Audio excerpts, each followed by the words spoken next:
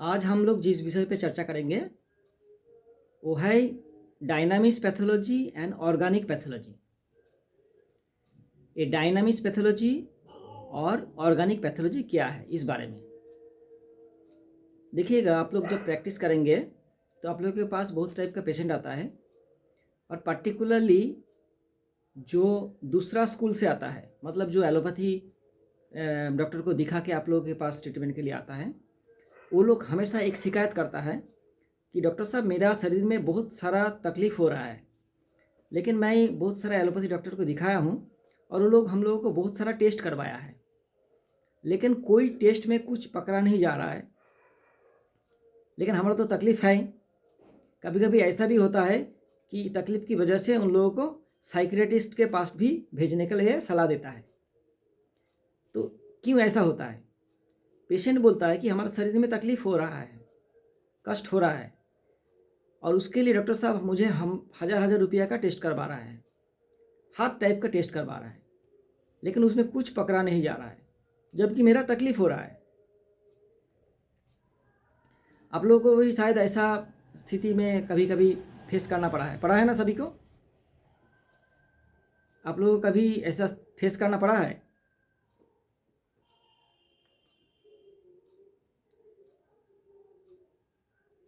हाँ, सभी को पड़ा है।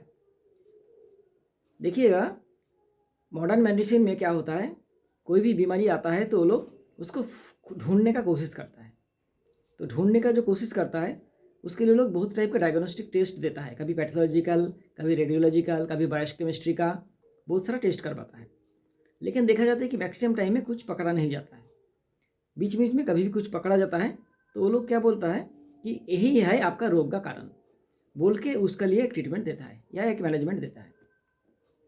तो आइए हम लोग जान लेते हैं कि डायनामिक्स पैथोलॉजी और ऑर्गेनिक पैथोलॉजी क्या है। हम लोग को पता है कि पैथोलॉजी एक लैटिन टर्म है, पैथो का मतलब डिजीज़ और लॉजी का मतलब स्टडी। तो जो सब्जेक्ट डिजीज़ के बारे में स्टडी करता है उसी को हम लोग पैथोलॉजी बोलते हैं। डिजीज़ के बारे में मतलब उसका एटियोलॉजी यानी कारण, उसका पैथोजेनेसिस यानी विस्तार, उसकी कॉम्प्लिकेशन यानी जटिलता, उसका प्रोग्नोसिस यानी भावी फल, सब के बारे में चर्चा करता है पैथोलॉजी। और पैथोलॉजी मतलब रोग। रोग मतलब क्या? शरीर में ऐसा कुछ परिवर्तन हो रहा है जो अस्वाभाविक है, जो स्वाभाविक नहीं है, और जिससे पेशेंट इंसान को तकलीफ हो रहा है। तो ये जो एबनॉर्मल चेंजेस, इसी को हम लोग पैथोलॉजी के अंदर दायरे में लाते हैं। नॉर्मल चेंजेस होता है तो उसको हम लोग दायरे में नहीं लाते हैं, वो नॉर्मल फिजियोलॉजी के अंडर में आता है। लेकिन जब भी चेंजेस एबनॉर्मल होता है तब वो पैथोलॉजी के अंडर में आता है। अब शरीर में हम लोग पहला दिन का क्लास में बोले थे कि शरीर में रोग क्यों होता है। तो रोग का कारण जैसे अदर स्कूल्स में अलग अलग सा कारण बताया जाता है। कोई बोलता है आपका शुगर बढ़ गया है इसीलिए इतना तकलीफ हो रहा है, कोई बोलता है प्रेशर बढ़ गया है इसलिए इतना तकलीफ होता है, कोई बोलता है आपका हीमोग्लोबिन परसेंटेज कम हो गया है, कोई बोलता है आपका ट्यूमर हो गया है, आपका सिस्ट हो गया है, इसलिए अपना इस तरह का आपका तकलीफ हो रहा है। लेकिन जब हैनीमैन सर ने होम्योपैथी को इंट्रोड्यूस किया था और करने के बाद उन्होंने ऑर्गेन ऑफ मेडिसिन में ये रोग के कारण में के बारे में रिसर्च किया, और रिसर्च करने के बाद उन्होंने हम लोग के सामने ऑर्गेन में रोग के कारण के बारे में हम लोग के सामने आलोकपात किए थे। और उन्होंने बताया था कि dynamics destruction of vital force is disease, मतलब हमारी जो जीवनी शक्ति है उसका सूक्ष्म विकृति ही रोग है, और रोग जब होता है तो वो बहुत सारा सिम्टम हम लोगों के सामने लाता है। उसी कोई सिम्टम प्रेशर बढ़ जाना, कोई सिम्टम शुगर बढ़ जाना, कोई सिम्टम थायराइड का कॉम्प्लिकेशंस, थायराइड ग्लैंड के क्षरण ज़्यादा या कम होना, कभी दर्द, कभी डायरिया, कभी सर दर्द, कभी वीकनेस, ये जो सारा चीज़ है ये सभी रोग का कारण नहीं है, ये सभी रोग का लक्षण है। तो अगर डायनामिक्स डिस्ट्रक्शन मतलब वाइटल फोर्स जो है उसका डायनामिक्स डिस्ट्रक्शन होने से ही बहुत सारा लक्षण देता है। लेकिन दूसरा स्कूल में कहा जाता है कि ये जो लक्षण देता है, एक लक्षण को रोग का कारण माना जाता है, मानकर उसको सेपरेट करने का कोशिश किया जाता है। तो इसीलिए देखा जाता है कि मैक्सिमम अदर स्कूल्स में पेशेंट कभी क्योर नहीं होता, वो पैलिएट होता है, सप्रेस्ड होता है या रिकवरी होता है, लेकिन क्योर ऑलमोस्ट नहीं होता है। क्योर का मतलब है रोग सृष्टि से पहले रोगी की शरीर और मन की जो स्थिति है उसी स्थिति में वो वापस लाने को हम लोग क्योर बोलेंगे। सामयिक टेम्पोररी रिलीफ को हम लोग ऐसे नहीं बोलेंगे क्योर, टेम्पोररी रिलीफ को हम लोग पैलिएशन बोलेंगे। या कोई एक लक्षण को अगर एलिमिनेट किया जाएगा फोर्सफुली लाइक ऑपरेशन या कोई अदर प्रोसेस से, तो उसको भी हम लोग रिकवरी बोलेंगे, लेकिन क्योर नहीं बोलेंगे। इस तरह से कोई जगह को डिजीज़ का जो प्रकाश है उस प्रकाश का जगह को चेंज कर देना को भी हम लोग सप्रेशन बोलेंगे, उसको भी हम लोग क्योर नहीं बोलेंगे। क्योर मतलब रोग सृष्टि से पहले रोगी के शरीर और मन की जो स्थिति था उस स्थिति में वापस लाने को हम लोग क्योर बोलेंगे। तो एक हेल्थी पर्सन, उसका जब डायनामिक्स डिस्ट्रक्शन हुआ तो क्या होता है, डायनामिक्स डिस्ट्रक्शन होने से उसका बहुत सारा सिम्टम जेनरेट करता है, और जब सिम्टम जेनरेट करता है उस समय वो क्या करेगा ना, अपना ट्रीटमेंट के लिए कोई डॉक्टर के पास जाता है, और अदर स्कूल्स जो है उसके पास जाएगा तो पहले वो लोग डिजीज़ को ढूंढने का कोशिश करता है, और करने के लिए बहुत सारा टेस्ट देता है जैसे मैंने बताया। और मैक्सिमम टाइम में हम लोग देखते हैं कि रोगी का तकलीफ हो रहा है लेकिन टेस्ट में कुछ पकड़ा नहीं जा रहा है। तो इसी बारे में आज हम लोग चर्चा करेंगे कि ये जो चेंज हो रहा है और कोई भी डायग्नोस्टिक प्रोसेस में उसको पकड़ा नहीं जा रहा है, ये स्थिति क्या है। ठीक है, हैनमैन सर बोल रहे हैं इन सब जब प्रकृति के सान्निध्य में रहकर प्राकृतिक जीवन यापन करता है तो उसको रोग नहीं होता। जब वो प्राकृतिक नेचुरल लाइफस्टाइल से दूर हो जाता है तो फिजिकल, एथिकल और मेडिसिनल कॉजेज से वो रोग शक्ति के आधार में आता है। उसका वाइटल फोर्स जो है उसका डायनामिक्स डिस्ट्रक्शन होता है। डायनामिक्स मतलब सूक्ष्म डिस्ट्रक्शन होता है, और डिस्ट्रक्शन जब भी होता है तो उसका सिम्टम हर जगह में जनरेट करता है और रोगी को तकलीफ फील होता है। रोगी को तकलीफ के फील होता है मतलब उसका शरीर में चेंजेस आ रहा है, उसका स्थिति में चेंज आ रहा है, और उस चेंज को पकड़ने के लिए हम लोगों का शरीर का जो मैकेनिज्म है वो हम लोगों का जो पैथोलॉजिकल मशीन ऑलरेडी शरीर में सेट किया हुआ है जो बहुत ही कीमती है, वो है हमारा ब्रेन। उस ब्रेन में उसका सिम्टम आ रहा है। ठीक है, हमारा शरीर में जब भी कोई घटना घटता है, कोई इम्पल्स आता है, तो उसको रिसीव करने के लिए हम लोगों का शरीर में बहुत सारा रिसेप्टर्स है। हम लोग जानते हैं कि हमारे शरीर में बोरो रिसेप्टर और कीमो रिसेप्टर नाम का दो टाइप के रिसेप्टर हैं जो बाहर का कोई भी चेंज के बारे में शरीर को खबर देता है। बोरो रिसेप्टर जो है वो क्वांटिटी के हिसाब से, और कीमो रिसेप्टर जो है वो केमिकल चेंज के हिसाब से हम लोगों को इन्फॉर्मेशन देता है। तो ये जो इन्फॉर्मेशन देता है इसको रिसीव करने के बाद थ्रू नर्वस सिस्टम वो हम लोगों का ब्रेन में जाता है। स्वरूप जी आपका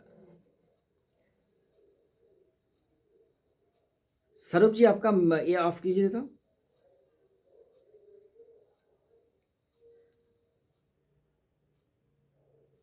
स्वरूप जी आपका ऑडियो थोड़ा ऑफ कीजिए तो। स्वरूप जी आपका ऑडियो से आवाज आ रहा है।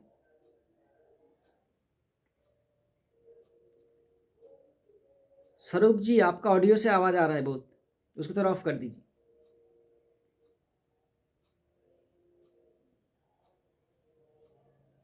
ना ना वो स्वरूप नहीं, आपका कोई रेडियो या टीवी चल रहा है घर का, उसका साउंड।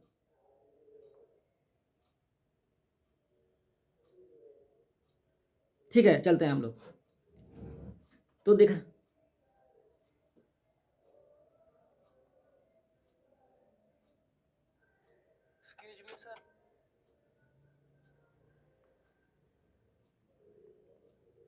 ठीक है चलते हैं हम लोग फिर। तो जैसे ही हम लोग का डायनामिक्स डिस्ट्रक्शन हुआ शरीर में सिम्टम जनरेट करने लगेगा, और जैसे ही शरीर में सिम्टम जनरेट करने लगेगा तो हम लोग ट्रीटमेंट के लिए चिकित्सक के पास जाएंगे। जाने के बाद वो लोग टेस्ट करवाता है लेकिन कुछ पकड़ा नहीं जाता है, क्यों? इसी के बारे में हैनीमैन सर डायनामिक्स पैथोलॉजी और ऑर्गेनिक पैथोलॉजी के जो थ्योरी वो दिए थे। शरीर में चेंजेस हो रहा है और हर जो चेंज हो रहा है उसके बारे में खबर हम लोगों को ब्रेन को दे रहा है, हम लोगों को जो रिसेप्टर है वो। और हम लोग बोला कि दो टाइप का रिसेप्टर है, एक बोरो रिसेप्टर, दूसरा है केमो रिसेप्टर। ये जो रिसेप्टर्स है ये इस चेंज के बारे में इंफॉर्मेशन हम लोगों को ब्रेन में भेजता है। और ब्रेन को उसके बारे में पता चलता है। तो वो क्या करता है, थ्रू सिम्टम जनरेट करता है और करके नेचर से मेडिसिन क्राई करता है। मेडिसिन का मतलब वो मेडिसिन भी हो सकता है, एटमॉस्फेयर भी हो सकता है, या मैनेजमेंट क्राई करता है। इस समय जो चेंजेस हो रहा है शरीर के अंदर, जो एबनॉर्मल चेंजेस हो रहा है, वो चेंज हो रहा है तभी रिसेप्टर्स जो है उसको पकड़ रहा है, और पकड़ने के बाद वो ब्रेन को इन्फॉर्मेशन दे रहा है, तो हम लोगों को मालूम चल रहा है। देखिएगा, बुखार होने से पहले 1-2 दिन पहले ही हम लोगों को शरीर को अच्छा नहीं लगता है, एक शरीर में एक डिस्कम्फर्ट फीलिंग होता है। देखिएगा, कोई फोड़ा उठता है, जो बॉयल्स एब्सेस निकलने से पहले उस जगह में एक सेंसेशन आता है, लेकिन कुछ दिखाई नहीं देता है, ना तो लाल हुआ, ना तो स्वेलिंग हुआ, ना तो पास हुआ, लेकिन उस जगह में एक सेंसेशन या पेन जनरेट हो रहा है जो ऑलमोस्ट दिखाई नहीं दे रहा है। और जिस वक्त हम लोग बोले कि शरीर में थोड़ा डिस्कम्फर्ट फीलिंग हो रहा है, उस समय अगर आप ब्लड निकाले और उसको टेस्ट के लिए भेजेंगे तो देखिएगा उसमें कुछ नहीं है, मतलब देयर इज़ कोई डायग्नोस्टिकली एबनॉर्मलिटीज़ फाइंड नहीं होता है, लेकिन आपको डिस्कम्फर्ट महसूस हो रहा है। तो इस समय जो चेंजेस हो रहा है वो इतना सूक्ष्म मात्रा में है कि उसको सिर्फ दुनिया का सबसे कीमती जो डायग्नोस्टिक मशीन है वो क्या है ना, हम लोग का ब्रेन, वही ब्रेन का जो रिसेप्टर्स है शरीर में, सिर्फ उसी को पकड़ पा रहा है, और पकड़ पा के ब्रेन को इन्फॉर्मेशन देता है शरीर में एबनॉर्मल चेंजेस हो रहा है, ताकि ब्रेन उसका स्थिति से क्या करता है, उस स्थिति को कंट्रोल में डालने के लिए व्यवस्था करे, या उसके लिए मेडिसिन या ट्रीटमेंट ट्राई करता है। जैसे मैं एक उदाहरण की तरफ देता हूँ, देखिएगा, बुखार आने से पहले हम लोग को बहुत ठंड लगता है। कभी कभी जब ठंड लगता है तो हम लोग क्या करते हैं ना, कंबल ढक लेते हैं, और ढक लेने से ही देखिएगा बिना ट्रीटमेंट के, बिना दवाई से कभी कभी हम लोग को बुखार ठीक हो जाता है। कभी कभी हम लोग को बहुत ज़्यादा जब पानी का प्यास लगता है, कभी ठंडा पानी का, कभी गर्म पानी का, तो जिस तरह का पानी का प्यास आया तो हम लोग ज़्यादा पानी पी लेते हैं, तो देखिएगा कुछ समय के बाद बिना ट्रीटमेंट के ही बुखार ठीक हो जाता है। इस तरह से बहुत सारा कॉम्प्लिकेशंस है जब हम लोग को होता है, तो उस समय बॉडी ऑटोमेटिकली कुछ एटमॉस्फेयर या कुछ मेडिसिन या कुछ फूड्स ऑटोमेटिकली क्राई करता है, और जब हम लोग उसको दे देते हैं तो तुरंत वो ठीक हो जाता है। एक ऐसे पेशेंट आके बोला था, डॉक्टर साहब हमको जब भी बुखार होता है तो हमको थोड़ा झाल झाल कुछ खाने को मन करता है, तो मैं क्या करता हूँ, मूढ़ी के साथ कच्चा लंका 2-3 को खा लेता हूँ, खाने से मेरा पूरा शरीर गर्म हो जाता है, बुखार ठीक हो जाता है। तो ये क्या है ना, उसके शरीर में जब भी एबनॉर्मल चेंजेस आ रहा है, जो धीरे धीरे बुखार की तरफ बढ़ रहा है, तो उसका ब्रेन का रिसेप्टर उसको खबर दे दिया कि आपका शरीर में ऐसा चेंज आ रहा है, और ब्रेन क्या करता है, उस हिसाब से उसका पास मेमोरी है कि इस स्थिति को से रिकवरी करने के लिए, क्योर करने के लिए हम क्या व्यवस्था या क्या खाने का इस्तेमाल या क्या मेडिसिन का इस्तेमाल कर सकते हैं। तो ब्रेन क्या करता है, हम लोग को उसी तरफ मोटिवेट करता है, और हम लोग वो काम करते हैं। देखिएगा, जब बुखार होता है या डायरिया होता है, हम लोग चुपचाप एक जगह में सोने के लिए मन करता है तो हम लोग सो जाते हैं। कभी कभी कंबल ओढ़ने को मन करता है, हम लोग कंबल ओढ़ते हैं। कभी कभी पानी का प्यास आता है तो हम लोग पानी पीते हैं। कभी कभी देखिएगा बार बार पेशाब जाने को मन करता है, हम लोग बार बार शरीर का पानी को निकाल देते हैं। इस तरह से सिम्टम क्रिएट करता है, लेकिन चेंजेस इतना सूक्ष्म मात्रा में होता है जिसको खबर सिर्फ रिसेप्टर को ही मिलता है, और दुनिया का सबसे कीमती जो डायग्नोस्टिक मशीन है इंसान का ब्रेन, सिर्फ उसी को मिलता है। इस स्थिति को हम लोग बोलते हैं डायनामिक्स पैथोलॉजी। पैथोलॉजिकल चेंज हो रहा है, लेकिन वो इतना सूक्ष्म मात्रा में हो रहा है कि बाहर का कोई भी मशीन में उसको पकड़ नहीं पा रहा है। सिर्फ दुनिया का सबसे जो कीमती डायग्नोस्टिक मशीन है इंसान का ब्रेन, सिर्फ उसी को पकड़ पाता है। इस चेंज ऑफ स्थिति को ही हम लोग डायनामिक्स पैथोलॉजी बोलते हैं। उस वक्त अगर आप सारा टेस्ट भी क्यों ना करें, उसमें पकड़ नहीं जाता है, क्योंकि जो चेंजेस है वो इतना छोटा है, इतना सूक्ष्म है कि बाहर में जितना मशीन्स है, डायग्नोस्टिक मशीन्स है, किसी का दाम 5 लाख है, किसी का दाम 20 लाख है, किसी का दाम 5 करोड़ है, किसी का दाम 20 करोड़ है। तो उसमें क्या होता है, चेंजेस एक लिमिट में आने के बाद ही उसको वो फाइंड आउट कर सकता है। ठीक है, शरीर में अगर बहुत कम मात्रा में केमिकल चेंज आएगा तो तुरंत हम लोग को ब्रेन को पता चल जाएगा, क्योंकि वहाँ का जो रिसेप्टर है वो इस चेंज के बारे में उसको पता चल जाता है। लेकिन उसी वक्त उसी वक्त अगर उसी दौरान हम लोग डायग्नोस्टिक मशीन में अगर हमारा बॉडी का जो कंटेंट है, लाइक ब्लड, आपका स्पूटा या कोई भी चीज़ हम लोग बाहर का डायग्नोस्टिक मशीन में देते हैं, तो पकड़ नहीं पाएगा, क्योंकि वो डायनामिक पैथोलॉजी स्टेट में है। उस वक्त सिर्फ हम लोगों के सामने रोगी को क्योर करने के लिए एक ही शस्त्र होता है, और that is symptom. No diagnostic report, only symptom. Symptom जो ब्रेन से निकल रहा है, जो हम लोग का वाइटल फोर्स मेडिसिन क्राई करता है या ट्रीटमेंट क्राई कर रहा है, ये एटमॉस्फेयर क्राई कर रहा है, उसी सिम्टम के आधार पर उसको अगर ट्रीट किया जाएगा तो पेशेंट एकदम क्योर हो जाएगा। रोग का नाम हो सकता है कि कैंसर शुरू हुआ है, हो सकता है ट्यूबरकुलोसिस शुरू हुआ है, हो सकता है टाइफाइड शुरू हुआ है, लेकिन एकदम डायनामिक स्टेट में जब छोटा से स्टेट में शुरू हुआ है, उस स्थिति में सिम्टम के द्वारा सिम्टमोलॉजी के ऊपर अगर हम लोग ट्रीटमेंट शुरू कर देंगे क्यूरेटिव, तो पेशेंट पूरा ठीक हो जाएगा। इसी को हैंडीमैन से डायनामिक पैथोलॉजी बोलते हैं। लेकिन उस वक्त अगर पेशेंट को पैलिएशन, सप्रेशन या रिकवरी मूलक ट्रीटमेंट प्रोवाइड करके उसको बार बार टेस्ट करवाया जाएगा, तो रोग धीरे धीरे बढ़ता जाएगा। जो चेंजेस डायनामिक स्टेट में था वो धीरे धीरे बड़ा होता जाएगा। होते होते होते होते केमिकल चेंजेस अगर बहुत ज़्यादा हो गया तो क्या होता है, जब वो बाजार चलती कम दामी जो मशीन्स है उसके विषन में, उसका पकड़ में आ जाता है, तब चेंजेस बहुत बड़ा हो जाता है। मैक्सिमम देखा जाता है कि उस समय में क्रॉनिक डिजीज में पेशेंट ऑलमोस्ट इनक्यूरेबल हो जाता है। जब कोई भी बाहर का डायग्नोस्टिक मशीन में अगर पकड़ में आ गया, मतलब उस समय चेंज इतना बड़ा हो गया है कि मशीन में आ गया। बाजारी जो कम दामी मशीन है, हम लोग कम दामी इसलिए बोलते हैं कि दुनिया का सबसे दामी जो डायग्नोस्टिक मशीन है वो इंसान का ब्रेन है, जिसका एक सेल अभी तक इंसान बना नहीं पाया और जिसके लिए करोड़ करोड़ हजार रुपया खर्च हो गया है। तो अभी तक एक ब्रेन सेल भी इंसान ठीक तरीक़े से बना नहीं पाया, लेकिन कितना खर्चा हो गया।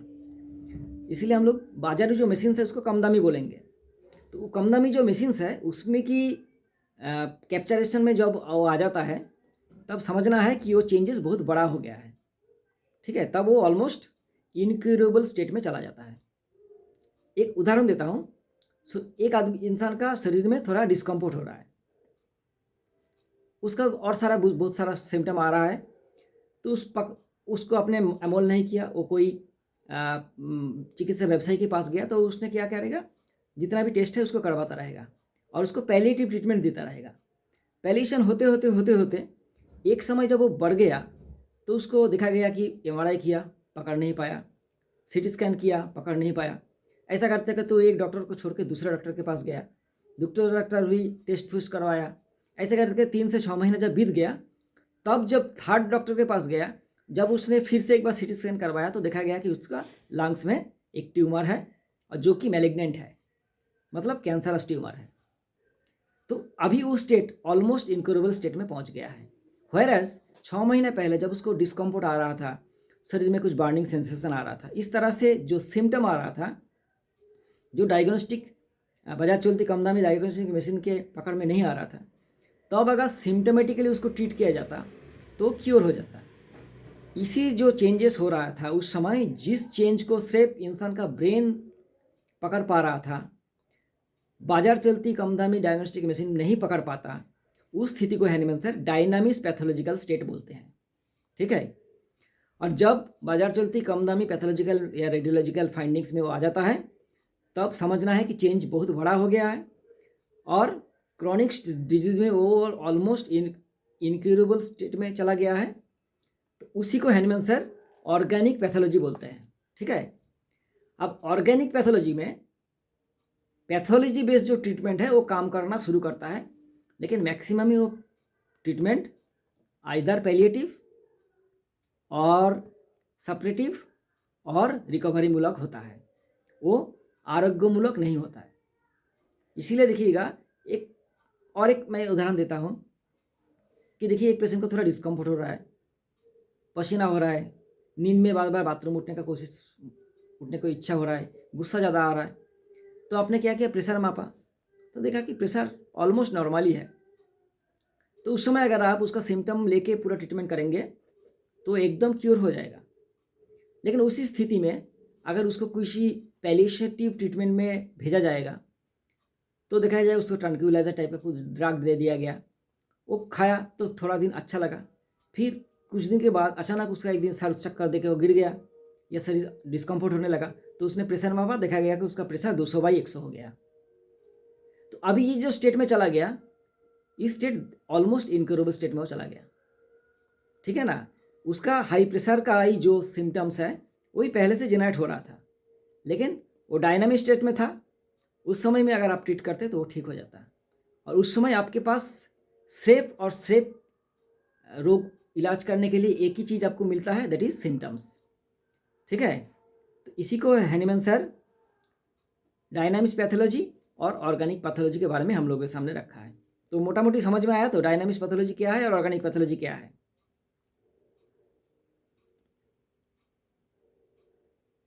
इसके ऊपर अगर कोई सवाल है तो आप लोग कर कीजिए, ठीक है, कीजिए।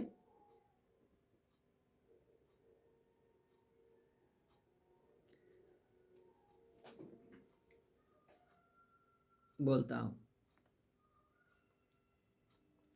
ऑर्गेनिक पैथोलॉजी मतलब पैथोलॉजिकल चेंजेस उस लेवल में आ गया है जिस लेवल में बाहर की जो डायग्नोस्टिक मशीन है उसका फाइंडिंग्स में उसको दिखाई दे रहा है, उसी को ऑर्गेनिक पैथोलॉजिकल स्टेट हम लोग बोलेंगे।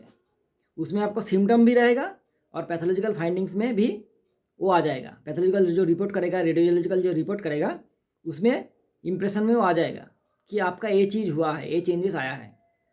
जब बाजारी मशीन्स में का फाइंडिंग्स में वो आ जाएगा, उसी को ऑर्गेनिक पैथोलॉजी बोला जाता है। और जब चेंजेस हो रहा है लेकिन उसको बाजार की कोई भी ऑर्गेनिक स्टेट में चेंज होने के बाद ही बाजार की मशीन में वो आ जाएगा। ठीक बोले आप, ठीक बोले। लेकिन जब सिम्टम आ रहा है लेकिन पैथोलॉजिकल फाइंडिंग्स बाजारी मशीन में फाइंडिंग्स में नहीं आ रहा है, उस स्थिति में तो उसका चेंजेस हो रहा है, तभी तो सिम्टम आ रहा है। और इस सिम्टम को, ये चेंजेस को पकड़ रहा है कौन? हमारा शरीर का जो रिसेप्टर्स है वो पकड़ रहा है। इस स्टेट को हम लोग डायनामिक्स पैथोलॉजी बोलेंगे, ठीक है। ठीक है, और कोई है तो कुछ बोलिए।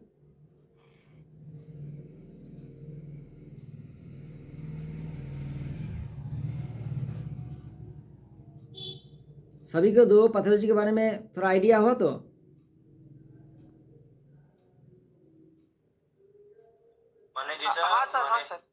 সমঝ মে আয়া স্যার শরীরের উপর বেস করে চেঞ্জ হচ্ছে প্রাইমারি স্টেজে যখন থাকে তখন ডায়নামিক বলা হয়। डायनामिक ना डायनामिक्स, আর যখন একদম डायनामिक्स मतलब एकदम सूक्ष्म स्तर में चेंजेस हो रहा है, जो सिर्फ हम लोगों को ब्रेन को ही पता चल रहा है, बाहर मशीन उसको अभी तक पकड़ नहीं पा रहा है, उसी को हम लोग बोलेंगे डायनामिक्स पैथोलॉजी। एक उदाहरण देता हूँ तो और पूरा क्लियर हो जाएगा। सुनिए, एक उदाहरण देता हूँ, पूरा क्लियर हो जाएगा। आप एक प्लेटफॉर्म में खड़े हैं, आप एक पूरा प्लेटफॉर्म में खड़े हैं, आपको ट्रेन का सिटी सुनाई दिया, आप देखें कि कोई ट्रेन नहीं दिखाई दे रहा है, या सोचिए आपको एक रेल पटरी में है, आपको ना ट्रेन का सिटी सुनाई दे रहा है ना ट्रेन दिखाई दे रहा है। आपने लाइन में अपना कान रखा तो देखा कि उसमें एक साउंड आ रहा है, मतलब ट्रेन आ रहा है। उसके बाद आप क्या देखेंगे? थोड़ा साउंड हुआ, उसके बाद देखिएगा कि एक ट्रेन आ रहा है, ठीक है। तो जब आप आपको जस्ट महसूस हो रहा है कि हाँ कुछ आ रहा है, ट्रेन आ रहा है, ट्रेन की पटरी पे आप कान रखे तो आपको महसूस हो रहा है कि भाई कुछ आ रहा है, वो है डायनामिक्स पैथोलॉजिकल स्टेट। और जब आपको दिखाई दे दिया मतलब वो बहुत नज़दीक आ गया है, that is the organic pathological changes, ठीक है। अब डायनामिक्स पैथोलॉजिकल स्टेट में कोई भी डिजीज़ हो, उसका नाम चाहे जो भी हो, बुखार से लेकर कैंसर तक कोई भी डिजीज़ क्यों ना हो, वो अगर डायनामिक्स पैथोलॉजी में अगर आप उसको पकड़ लेते हैं, उसका सिम्टम आपको मिल जाएगा। और सिम्टोमेटिकली अगर आप ट्रीटमेंट करेंगे, मतलब जो दवाई उस सिम्टम को क्रिएट कर सकता है, वही दवाई अगर सूक्ष्म मात्रा में आप प्रयोग करेंगे तो बुखार का नाम मतलब डिजीज़ का नाम बुखार से कैंसर तक जो भी हो वो उसी स्टेट में एलिमिनेट हो जाएगा, ठीक है। तो डायनामिक्स पैथोलॉजिकल स्टेट में कोई भी डिजीज़ को क्योर करना बहुत ही आसान है, लेकिन जो व्यावसायिक चिकित्सा पद्धति है उसमें क्या होता है, वो लोग सिम्टोमेटोलॉजी ऊपर बेस नहीं करता है, वो लोग डायग्नोस्टिक फाइंडिंग्स के ऊपर बेस करता है, क्योंकि उसमें कुछ दूसरा बात भी है। तो फाइंड करते करते करता है और वेट करता है, करता है और वेट करता है, तो कब ये डायनामिक पैथोलॉजिकल स्टेट ऑर्गेनिक में चेंज हो जाए, मशीन में फाइंडिंग्स में आ जाए, तो उसको हम लोग कॉज आइडेंटिफाई करके उसको मैनेजमेंट करना शुरू कर देंगे। और जब वो स्थिति आता है तो पेशेंट क्योर नहीं होता है। इसीलिए देखिएगा high pressure, sugar, thyroid complications, obesity, आपका जो भी क्रॉनिक डिजीजेस है, ट्यूबरकुलोसिस, आपका कैंसर, ये सब ऑर्गेनिक स्टेट में चेंज होने के बाद और क्योर करना ऑलमोस्ट असंभव हो जाता है। लेकिन डायनामिक स्टेट में जब सिर्फ सिम्टम ही हम लोग को दिखाई दे रहा है, उस स्थिति में इसको क्योर करना आसान है। कोई क्वेश्चन है तो बोलिए।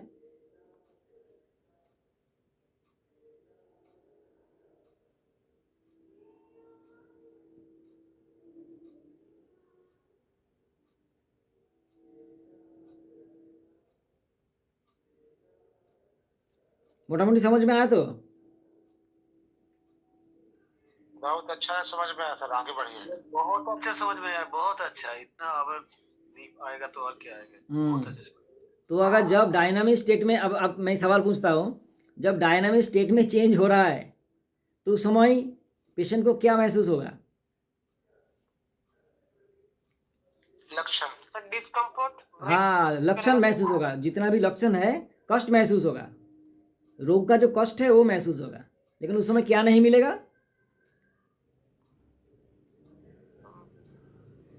सिम्टम, पैथोलॉजिकल सिम्टम नहीं मिलेगा। उस समय सिम्टम ही मिलेगा, उस समय ओनली सिम्टम मिलेगा, पैथोलॉजिकल फाइंडिंग्स कुछ नहीं मिलेगा। रेडियोलॉजिकल फाइंडिंग्स में नो एब्नॉर्मलिटीज डिटेक्टेड दिखाएगा, ठीक है। और उस समय हम लोग क्या करेंगे, पेशेंट का टोटलिटी ऑफ सिम्टम लेंगे, लेने के बाद सिमिलरेस्ट रेमेडी को चयन करेंगे और उसको डायनामिक स्टेट में प्रयोग करेंगे, तो पेशेंट क्योर हो जाएगा, ठीक है। लेकिन जो व्यावसायिक चिकित्सा पद्धति है वो उस समय क्या करता है, पेशेंट को पैलिएशन देता है, यूज करता है, पेशेंट को पैलिएट करता है। उस समय वो क्या करता है, पेशेंट को पैलिएशन देता है, पैलिएटिव ट्रीटमेंट देता है, और एक के बाद एक फाइंडिंग्स करता है। मतलब जो सूक्ष्म मात्रा में चेंज हो रहा है वो थोड़ा बड़ा होने दीजिए, बड़ा होने दीजिए, बड़ा होने दीजिए, जब दिखाई देगा तो समझ में हाँ, तब उसको बोला जाएगा कि आपका ये समस्या है, इसके लिए हम लोग ट्रीटमेंट करेंगे। और पेशेंट के उस समय क्या सोचता है कि मेरा तो तकलीफ इतना दिन से है, मैंने इतना सारा डॉक्टर दिखाया, कोई पकड़ नहीं पाया, यही डॉक्टर को पकड़ पाया, मतलब ये इसके बारे में ज़्यादा जानकार है, तो यही इसको ठीक करने में सबसे अच्छा चिकित्सक होगा। ये सारा जो बात मैं बोला, ये सब मेरा बात नहीं है, ये Hahnemann sir organ of medicine जो किताब है उसमें लिख के गए हैं। आज से 200 साल पहले उन्होंने ये सारा बातें ऑर्गन ऑफ मेडिसिन में लिख के गए हैं। तो पेशेंट का ये फीलिंग्स आता है, क्योंकि डायनामिक्स जब चेंज हो रहा है पेशेंट को तकलीफ हो रहा है। और जब वो व्यावसायिक चिकित्सा में जाता है तो लोग उसको सिम्टोमेटिकली क्योर नहीं कर पाता, वो फाइंडिंग करता रहता है। तो पेशेंट क्या होता है, कुछ दिन के बाद ठीक नहीं हुआ तो उसको लगा कि डॉक्टर ठीक नहीं है, तो डॉक्टर चेंज करता है। करने के बाद फिर जो डॉक्टर के पास जाता है वो फिर से फाइंडिंग्स देता है, पैथोलॉजिकल या रेडियोलॉजिकल टेस्ट देता है, और पेशेंट बहुत खर्चा करके टेस्ट करवाता भी है, फिर पकड़ नहीं पाता, तो कुछ दिन के बाद उसका भी मन टूट जाता है। ऐसा करते करते जब 3 महीना, 6 महीने, 1 साल बीत जाता है, तब जाके जो डायनामिक स्टेट में था डिजीज़ वो ऑर्गेनिक स्टेट में कन्वर्ट हो गया। डिजीज़ तो धीरे धीरे ग्रो अप होता है, होते होते जब इतना बड़ा हो गया कि अब पैथोलॉजिकल या रेडियोलॉजिकल फाइंडिंग्स में वो आ जाता है, तो जिसके हाथ में आता है तो पेशेंट सोचता है कि तो इतना डॉक्टर मैंने दिखाया, कोई पकड़ नहीं पाया, ये डॉक्टर आप पकड़ लिया, मतलब है कि ये सबसे इसका अच्छा जानकार है, ठीक है ना। तो इसीलिए वो सोचता है कि यही सबसे हम लोगों को रोग को ठीक करने वाले में सबसे अच्छा चिकित्सक होगा। लेकिन मज़ा की बात है कि इनिशियल स्टेट में जो भी होम्योपैथी बायोकेमिक ट्रीटमेंट में जाता है, तो इनिशियल स्टेट में उसको सिम्टम लेके एक राइट सिलेक्टेड रेमेडी दिया जाता है, देते ही वो पेशेंट क्योर हो जाता है। उसको पता ही नहीं चलता कि रोग जाके एक दिन में कैंसर होने वाला था, या ट्यूबरक्यूलोसिस होने वाला था, या आर्थराइटिस होने वाला था, या उसका स्पाइनल कॉर्ड का रीजनरेटिव चेंजेस होने वाला था, उसको पता ही नहीं चलता, वो क्योर हो जाता है, ठीक है। इसके बारे में अगर कोई सवाल है तो कर सकते हैं, रिगार्डिंग डायनामिक्स एवं ऑर्गेनिक पैथोलॉजी।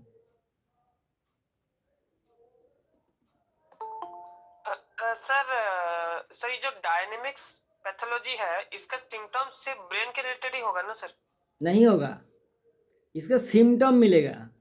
वो माइंड सिम्टम भी हो सकता है, फिजिकल सिम्टम भी हो सकता है। जब ये सिम्टम भी हो सकता है सर? हाँ, सिम्टम मिलेगा। ऐसा नहीं बोला गया कि ब्रेन सिम्टम ही होगा। सिम्टम निकलता कहाँ से? सारा सिम्टम्स देता है कौन हम लोगों को? ब्रेन देता है ना। Brain sir, brain. हाँ, फिजिकल और मेंटल बहुत सारा सिम्टम आएगा। उस सिम्टम के आधार पर जो दवाई वो सारा सिम्टम क्रिएट कर सकता है कोई स्वस्थ शरीर में प्रयोग से, वही दवाई सूक्ष्म मात्रा में प्रयोग करने से वो सिम्टम्स, सारा सिम्टम्स एलिमिनेट हो जाएगा। मतलब जो डिजीज़ है वो एलिमिनेट हो जाएगा। वो डिजीज़ का कोई नाम में नहीं आएगा। डायनामिक स्टेट में क्या होता है, डिजीज़ का कोई नाम पता नहीं चलता कौन सा बीमारी हुआ है, क्योंकि पेशेंट को तो कुछ सिम्टम्स है।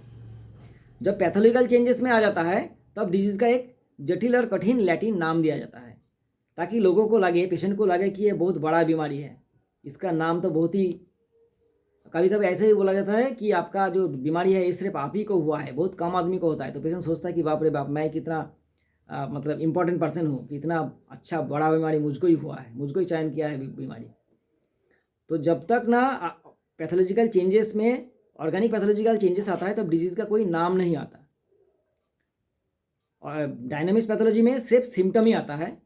और जब ऑर्गेनिक पैथोलॉजी में चेंजेस आता है तो क्या होता है, सिम्टम के आधार पर, चेंजेस के आधार पर उसका एक नाम दिया जाता है, एक लैटिन टफ नाम दिया जाता है।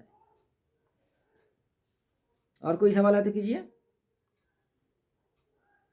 सर डायनामिक्स पैथोलॉजी में ओनली सिर्फ होम्योपैथी में ही इसका इलाज हो सकता है ना सर? बाकी और तो शायद नहीं हो सकता। अनुभवी चिकित्सक जो है वो किसी भी पैथी में इसका ट्रीटमेंट कर सकता है। लेकिन अभी देखा जाता है कि मॉडर्न मेडिसिन में और अनएथिकल ट्रीटमेंट जो करता है, कभी कभी हम लोग देखते हैं कि बहुत सारा होम्योपैथी फिजिशियन भी है जो अनएथिकल प्रैक्टिस करते हैं। मतलब सीखते हैं होम्योपैथी, चिकित्सा करते हैं एलोपैथी, आयुर्वेदिक चिकित्सक एलोपैथी कर रहा है, एलोपैथिक चिकित्सक आयुर्वेदिक कर रहा है, जिसके बारे में उसको कॉन्सेप्शन नहीं है, तो वो लोग क्या करते हैं, मेल ट्रीट करता है। लेकिन अनुभवी चिकित्सक जो पुराने ज़माने के डॉक्टर्स हैं, मॉडर्न मेडिसिन का डॉक्टर भी है, होम्योपैथी का भी है, आयुर्वेद का भी है, जो सिम्टम देख के पेशेंट को बिना डायग्नोसिस प्रोसेस में ले जाकर वो लोग दवाई का प्रयोग करते हैं और पेशेंट ठीक हो जाता है। कभी कभी डायग्नोस्टिक टेस्ट देता है रोग का जो पैथोजेनेसिस कितना विस्तार हुआ है वो जानने के लिए, लेकिन ट्रीटमेंट एकदम सिम्टोमेटिकली फ्रॉम फर्स्ट स्टेज शुरू करता है। लेकिन होम्योपैथी में यही, मतलब होम्योपैथी तो सिम्टोमेटिकली ट्रीटमेंट है, तो होम्योपैथी में ये सबसे अच्छा होता है। इसलिए कोई भी पेशेंट अगर डायनेमिक्स पैथोलॉजिकल स्टेट में उसका सिम्टम जनरेट कर रहा है, कोई टेस्ट पकड़ नहीं पा रहा है, उस समय अगर वो होम्योपैथी या बायोकेमिक ट्रीटमेंट में जाता है तो तुरंत वो ठीक हो जाता है। मतलब बेस्ट ऑप्शन है homeopathy and biochemic. Thank you sir. और कोई?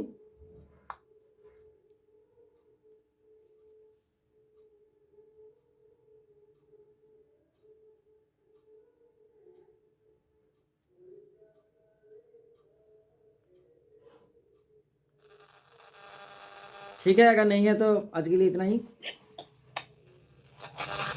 Good night.